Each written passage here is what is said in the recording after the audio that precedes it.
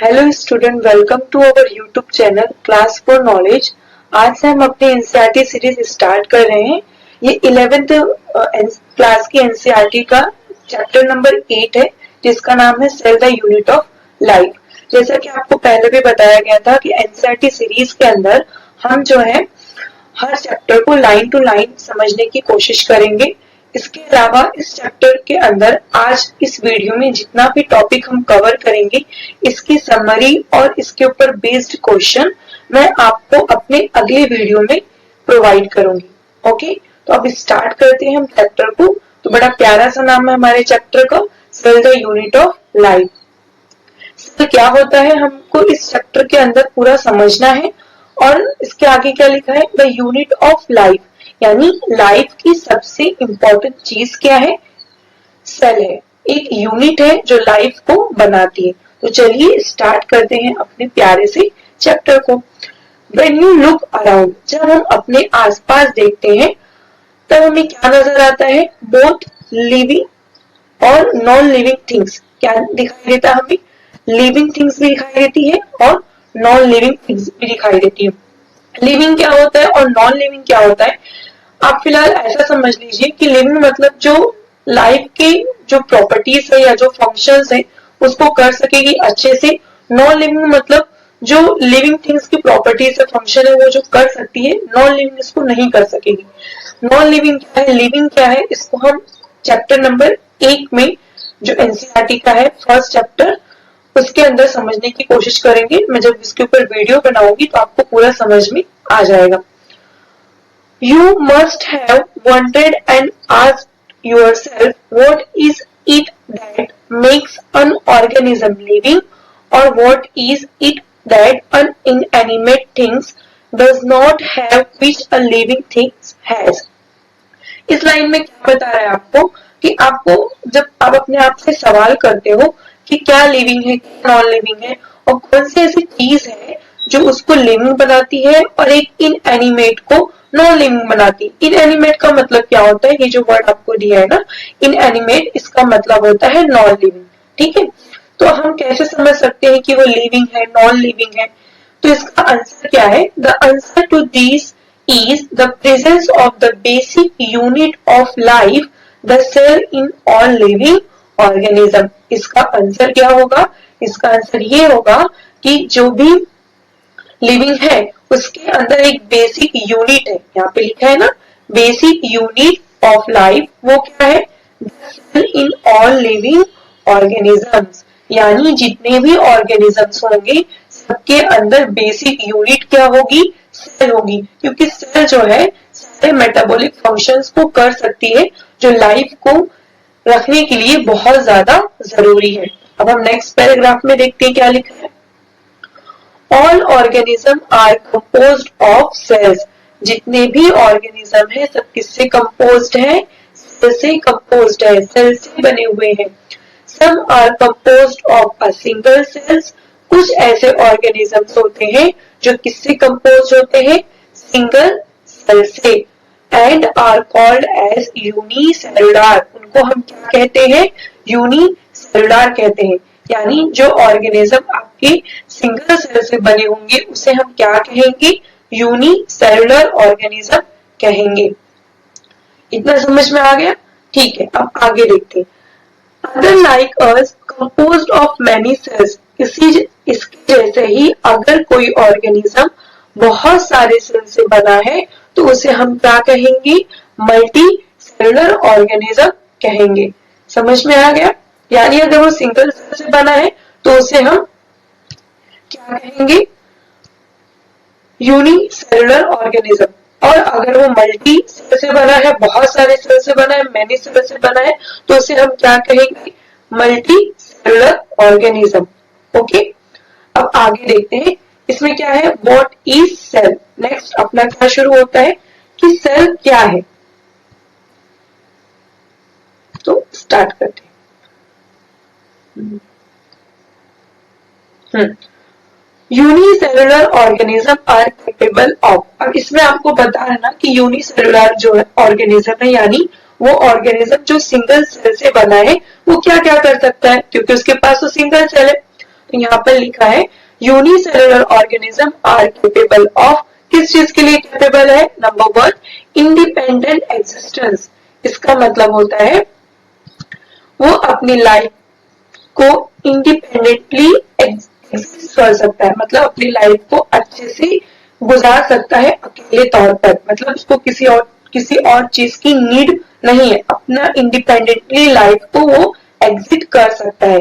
उसके बाद सेकेंड क्या है? Performing the essential function of, की एसेंशियल है लाइफ की एसेंशियल लाइफ को रखने के लिए जरूरी वो सब फंक्शन क्या कर सकता है? वो परफॉर्म कर सकता है। ये किसकी बात हो गई? यूनिसेलुलर ऑर्गेनिज्म की, ठीक है। Anything less than a complete structure of a cell does not ensure independent living। इसका मतलब ये हुआ कि अगर कंप्लीट स्ट्रक्चर है सेल का, लेकिन इसका मतलब ये नहीं होता कि वो इंडिपेंडेंटली अपनी लाइफ को गुजार सकता है, जी सकता है। उसके आगे हम देखते हैं, hence cell is the fundamental structural and functional unit of living organisms। इसका मतलब हमें क्या समझ में आया कि जो आपका सेल होता है वो क्या है? फंडामेंटली, स्ट्रक्चरली और फंक्शनल तौर पर लिविंग ऑर्गेनिज्म की यूनिट है, यानी लिविंग ऑर्गेनिज्म को जिंदा रहने के लिए उसकी फंडामेंटल और उसका स्ट्रक्चरल जो यूनिट होगी वो क्या होगी? आपकी सेल होगी, यानी विदाउट सेल कोई भी ऑर्गेनिज्म एग्जिस्ट नहीं कर सकता। ओके, ये हो गया। अभी तक के हमने क्या देखा कि सेल का फीचर्स है कि वो फंडामेंटल फंक्शनल यूनिट है और लिविंग ऑर्गेनिज्म की। उसके अलावा हमने ये देखे कि यूनी सेलुलर क्या होता है और मल्टी सेलुलर क्या होता है।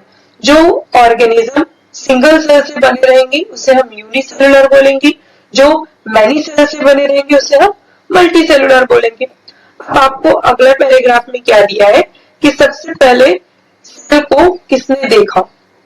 ठीक है, एंटोन वॉन लीवनहुक ये फर्स्ट साइंटिस्ट है जिन्होंने लाइव सेल को डिस्क्राइब किया। ओके, सबसे पहले लाइव सेल को देखने वाले कौन थे? तो एंटोनी वॉन लीवनहुक थे। ओके, उसके बाद आपको दिया है, ओके ये थोड़ा हैंग हो रहा था, तो क्या है इसमें? Anton von Leeuwenhoek first serve and describe a live cell. सबसे पहले लाइव सेल को देखने वाले कौन थे? Anton von Leeuwenhoek. उसके बाद क्या है? रोबर्ट ब्राउन ने later discovered the nucleus. Nuclear को किसने बताया था? न्यूक्लियस को किसने बताया था? एंटोन वॉन लीवनहुक ने।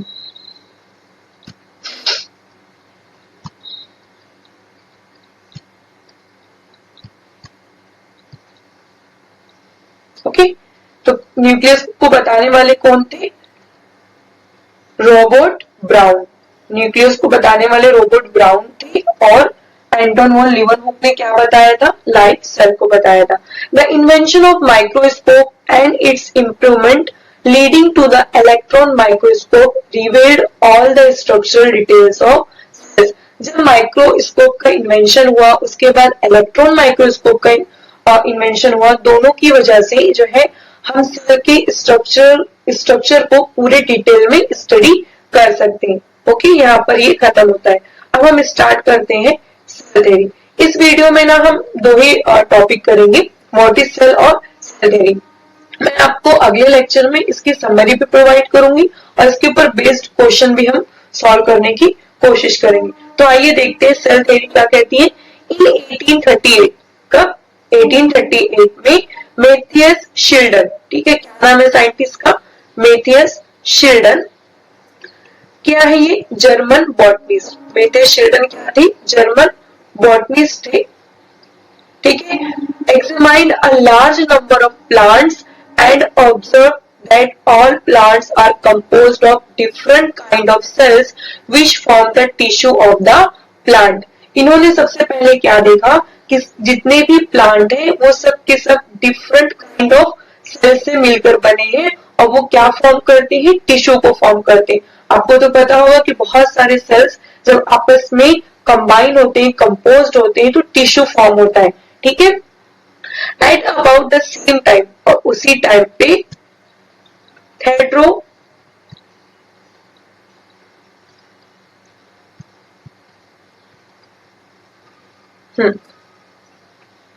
थेड्रो सचवान 1839 मेजर शिल्डन ने कब बताया था? 1838 में, ठीक है। और इन्होंने कब बताया? 1839 में। उन्होंने क्या बताया था कि जितने भी प्लांट है वो सबके सब किससे मिलकर बने होते हैं? डिफरेंट काइंड ऑफ सेल से, ठीक है। और वो क्या बना देते हैं? साथ में जो है टिश्यू बना देते हैं। थेड्रो सचवान ने जो है 1839 में क्या बताया था? ये ब्रिटिश जूलॉजिस्ट है, इन्होंने स्टडी किया different type of animal cells के ऊपर, और ये रिपोर्ट दिया कि cells had a thin outer layer which is today known as plasma membrane, ठीक है। इन्होंने क्या बताया कि जो आपका एनिमल सेल होता है, एनिमल सेल जो होता है वो उसके आखिर में, उसके लास्ट में एक आउटर बाउंड्री होती है, एक आउटर लेयर होती है, जिसे हम क्या कहते हैं? प्लाज्मा मेम्ब्रेन कहते हैं। क्या कहते हैं? प्लाज्मा मेम्ब्रेन कहते हैं, ठीक है। He also concluded based on his study on plant tissue, इसके बाद इन्होंने प्लांट के ऊपर जब स्टडी की तो बताया the presence of cell wall is a unique character of the plant cells, यानी प्लांट के अंदर सेल वॉल का प्रेजेंट होना ये एक यूनिक कैरेक्टर है। किसका? प्लांट सेल का। एनिमल सेल्स के अंदर जो है सेल वॉल नहीं होती है। एनिमल सेल्स के अंदर जो सबसे आउटर लेयर होती है वो क्या है? Plasma membrane. और प्लांट सेल के अंदर सबसे आउटर लेयर क्या होती है? आपकी ये सेल वॉल। ये यूनिक कैरेक्टर है किसका? प्लांट सेल का। On the basis of these, Satwan proposed the hypothesis that the bodies of animals and plants are composed of cells and product of cells. इसके बेस्ड पर, अपनी study के based पर सचवान ने क्या प्रपोज किया? सचवान ने प्रपोज किया एक हाइपोथेसिस कि जितने भी एनिमल्स हैं और प्लांट हैं उन सब की बॉडी जो होती है सेल से कंपोज्ड होती है, और सेल की क्या होती है? प्रोडक्ट होती है। ओके, तो सेल थ्योरी के अंदर आपको सबसे पहले दो साइंटिस्ट के बारे में दिया है। सबसे पहले आपको किसके बारे में दिया है? जो है शेल्डन के बारे में दिया है, जिन्होंने 1838 में बताया कि जितने भी प्लांट होते हैं वो किससे बने होते हैं? डिफरेंट काइंड ऑफ सेल से बने होते हैं और टिश्यू को फॉर्म करते हैं। उसी वक्त में सचवान ने 1839 में, जो ब्रिटिश जूलॉजिस्ट है, बताया कि जो एनिमल सेल्स होते हैं उनकी आउटर लेयर जो होती है वो प्लाज्मा मेम्ब्रेन होती है। उसके बाद उन्होंने प्लांट के ऊपर स्टडी की और ये बताया कि प्लांट के अंदर सेल वॉल प्रेजेंट होती है जो उसकी यूनिक कैरेक्टर है, क्योंकि एनिमल सेल्स के अंदर तो सबसे आउटर लेयर जो होती है वो क्या है? प्लाज्मा मेम्ब्रेन है। और सेल वॉल किस में प्रेजेंट होती है? प्लांट में। उसके बाद सचवान ने एक हाइपोथेसिस पेश किया जिसपे ये बताया गया कि जितनी भी बॉडीज है एनिमल की, प्लांट की, सबके सब सेल से बनी होती है और प्रोडक्ट होती है सेल की। अब हम आगे बढ़ते हैं, ठीक है। आगे क्या दिया है?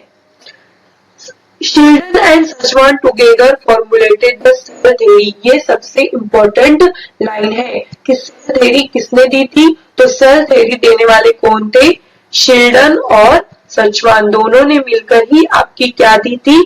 सेल थ्योरी दी थी। ये आपको याद रखना है, ठीक है, कि सेल थ्योरी किसने दी थी? शेल्डन और सचवान ने दी थी।